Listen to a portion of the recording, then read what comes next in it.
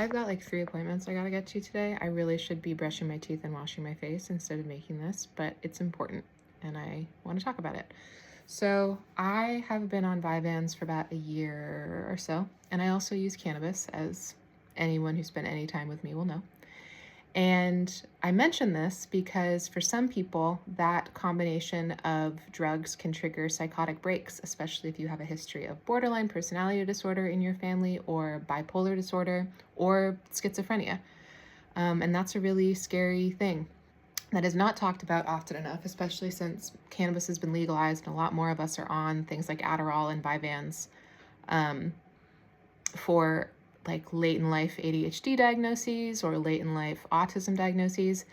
And obviously it's not a every person thing, and also it has a lot to do with how much weed you smoke and what dose of Vyvanse you're on and your metabolism and a bunch of other things. I bring this up because for those of us with a history of trauma, which can also look like a lot of other different things, cannabis and Vyvanse can be really useful for getting out of states of frozen nervous system regulation where I'm just sitting and spiraling and can't really get out of anything.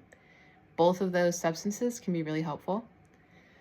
It can also make me irritable. Things that might not necessarily upset someone else might upset me. And the ironic thing is that what happens during, don't worry, there's structure. Just bear with me, okay?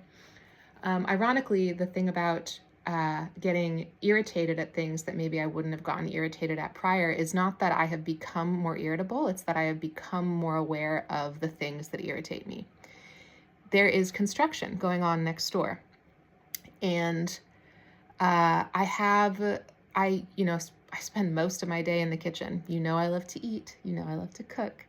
I was raised in a kitchen. So I spend a lot of time in the kitchen, and there are a lot of people next door all the time now. Not a lot, like a few here, but they're all the time, right? Next door. And so I just started putting the blinds up because I didn't want to have a social interaction every time I'm in the kitchen cooking some eggs. You know what I mean? Guys next door, pretty friendly, pretty polite. We mind our own business. I smile if I go outside. But I also mind my own business because I'm not trying to have a social interaction if I don't need to. This morning, I am finishing washing up the dishes, and we have the blinds that open on the top and the bottom, so you can kind of move them up and down. And I have the blinds open, like the top 5 or 6 inches open, and then the bottom part closed because that's the part that's out on the sidewalk and the street. And I still want light coming in, and I also don't want it to look like, just some kind of unfriendly hoarder house. Like, I'm not trying to hide from the world. I just don't want to have to deal with face-to-face interaction. That's really common for someone with complex PTSD, which can look a lot like autism to people who don't understand it. That's really common for someone who has been systematically traumatized in a variety of different ways for a really long time. Sorry to bring up the trauma. I know it's kind of passe these days to pull out the laundry list and talk about diagnoses, but I don't really talk about mine that much. So I'm talking about mine now. Anyway, minding my own business, and I look up after some time for whatever reason, and there's a drone visible through the window. As soon as I look up at the drone, it darts away down past the blinds, right? And so I open the blinds to see who the drone belongs to because it's close, it's next door. And one of the contractors is standing there on the sidewalk, holding the drone, looking at me, kind of with a half smile, like he's charming or trying to charm me.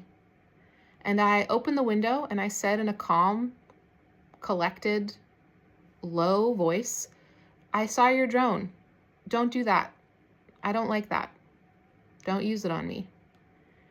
Something to that effect. It was that combination of words said in that tone, quietly. And he kind of looked at me and kind of kept his smile, but his smile kind of like a little bit. Like he knew that what he had done was creepy.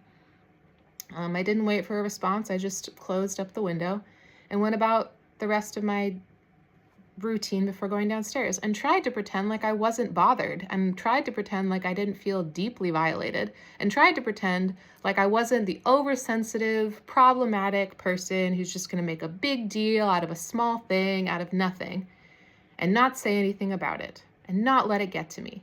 But it does get to me. It did.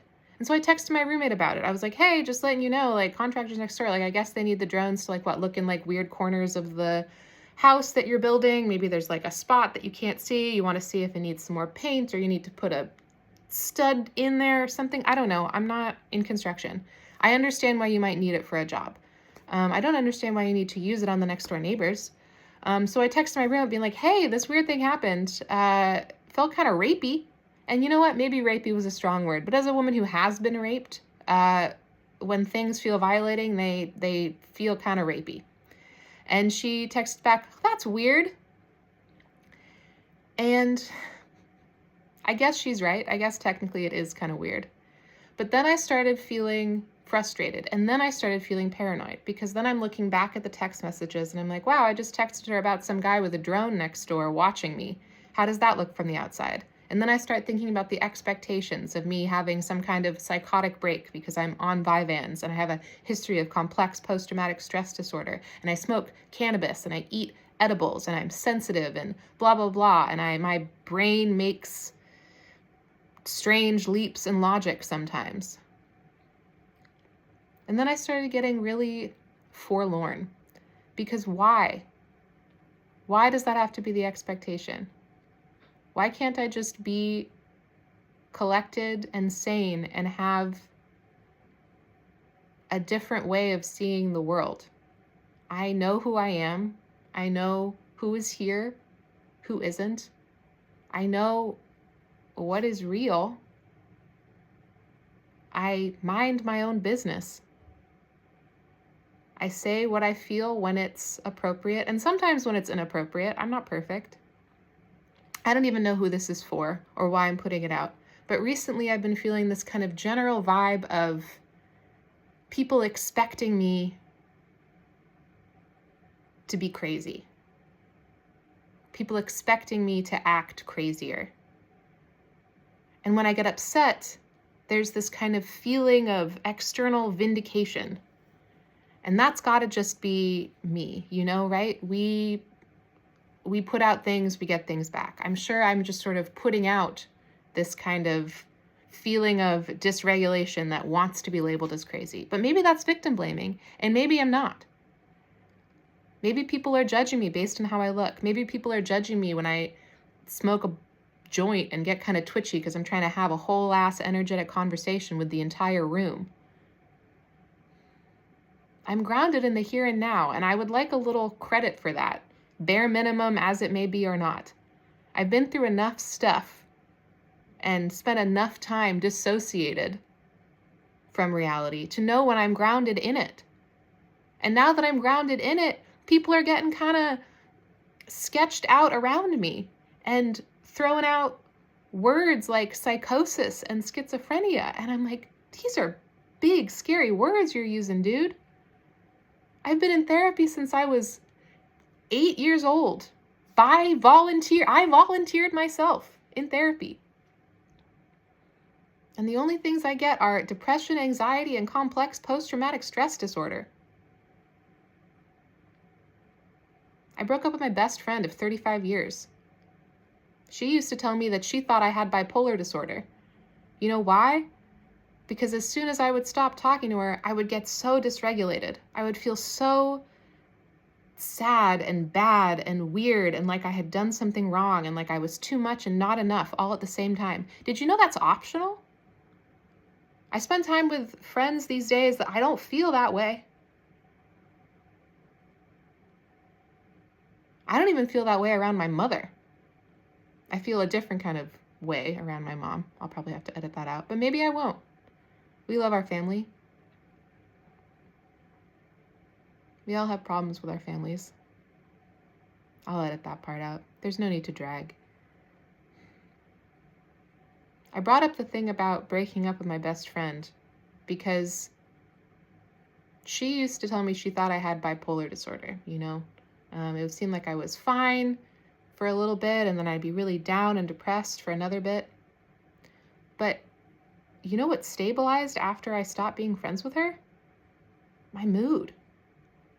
Like recently, I just ate a whole bunch of junk food and I was in a big old sugar high. I couldn't sleep. Some people, label that mania? I guess you could, but we also know that like eating an entire family-sized box of fruit snacks at 11 p.m. is going to kind of mess with your sleep schedule.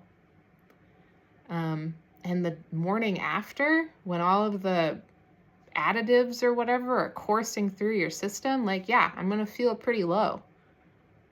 But this whole on top of the world God complex followed by like that's a different brand.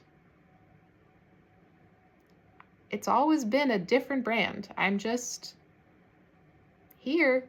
And I'm sure this video comes so out of the blue and totally out of pocket. And I bet most people won't even watch all of it. And that's chill. That's okay. That's cool. This is like early YouTube era. I don't know that anyone will watch all of this, but it makes me sad and it makes me frustrated that I can't be taken at face value, and B, that people won't just assume the best unless otherwise proven negatively. I try to have the best intentions, and I try to assume the best of people when I can. Don't we all? Isn't that kind of I know I'm flaky, and I know I back out of things, and I can self-sabotage, but I also know who I am and where I am, and sometimes even why I am. I'm just trying to have a good time. Anyway, thanks for listening. Please get permission before you use a drone on people. I know we have no privacy at all anymore, and we can take a video of whoever, wherever, from miles away, but that doesn't mean we should, right?